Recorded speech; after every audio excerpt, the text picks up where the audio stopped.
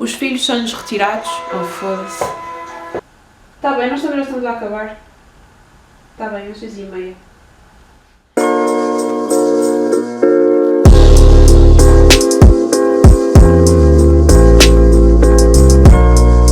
No vídeo de hoje vamos falar sobre a criação de animais, mais propriamente gatos e cães, também conhecidos como puppy mills, que basicamente são a procriação destes animais em série, tal como numa fábrica, para fins monetários. Nestes locais, o lucro obtido é sempre posto à frente do bem-estar do animal. Os animais que são criados nestas instalações são depois vendidos em lojas de animais ou online. Chegando às lojas, são expostos como se fossem mercadoria e são classificados com base na raça, na idade e nas características associadas. O seu valor enquanto ser vivo é apenas definido pelo preço que lhes é atribuído e nada mais. Isto pode ser considerado eticamente errado porque as vidas dos seres vivos não devem ser definidas pelo preço que lhes dão. Mas o que é que acontece até estes animais chegarem às lojas?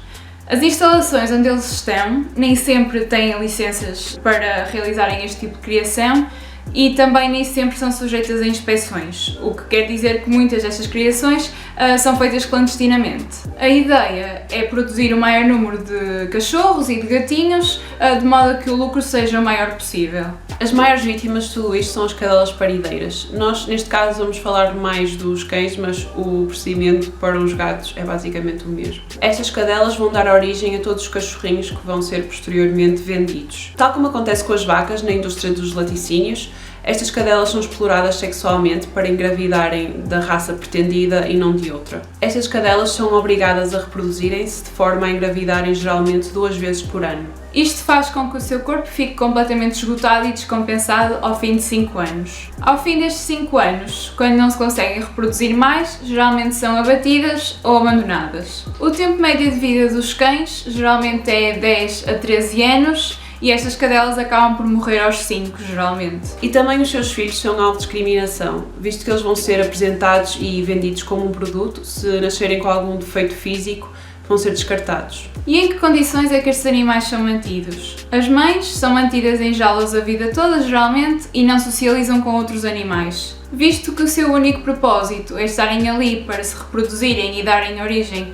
aos cachorrinhos que vão dar dinheiro a estas pessoas, elas nunca são passeadas, nunca têm qualquer tipo de afeto e, portanto, são apenas um meio para atingirem os fins. O seu estado físico e psicológico é preocupante, isto porque são mantidas em condições geralmente deploráveis e porque não têm tempo nenhum de recuperação entre gravidezes. Depois dos bebés nascerem, estes são-lhes retirados normalmente ao fim de 6 meses e o ciclo repete-se. Elas voltam a ser engravidadas o mais rápido possível.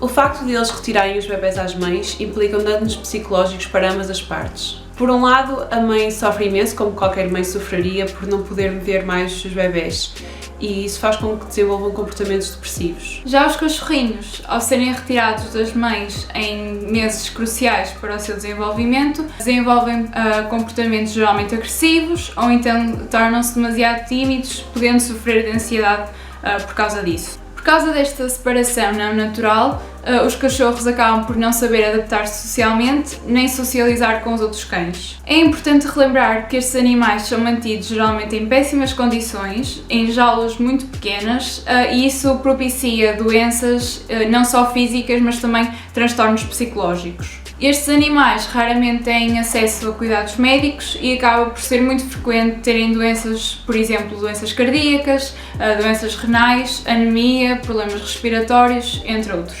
Também, durante o inverno, as suas jaulas estão expostas ao ar livre, o que também prejudica a sua saúde. Ou seja, é muito fácil perceber porque é que este negócio é eticamente errado. A começar pelas mães, elas são mantidas em condições de escravatura, obrigadas a reproduzirem-se e sem nunca terem a hipótese de encontrarem uma família que as acolha e que realmente se preocupe com elas. Os filhos são-lhes retirados e expostos como objetos para venda. Relembramos que estes animais não são só vendidos online, mas também em lojas de animais e que isto acontece em Portugal, não é uma coisa que só acontece noutros países e, portanto, quando vamos às lojas e vemos estes animais expostos, não sabemos a que condições é que eles estavam sujeitos antes e não sabemos o que é que eles passaram até lá chegarem. E as suas mães também.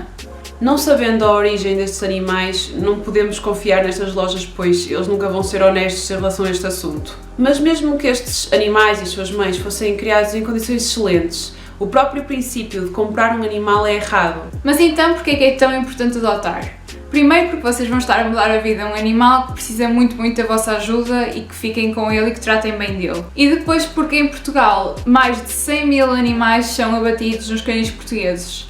E não estamos a falar só de animais velhos ou de animais doentes, estamos a falar de novos, velhos, magros, gordos, todo o tipo de animais que simplesmente não encontram uma família que os adote e que trate bem deles. Como sempre, as fontes estão na descrição e também há alguns documentários interessantes que sugerimos que vejam. Esperamos que tenham achado este vídeo útil, não se esqueçam de partilhar com os vossos amigos se gostaram, deixar like e subscrever o canal se for do vosso interesse.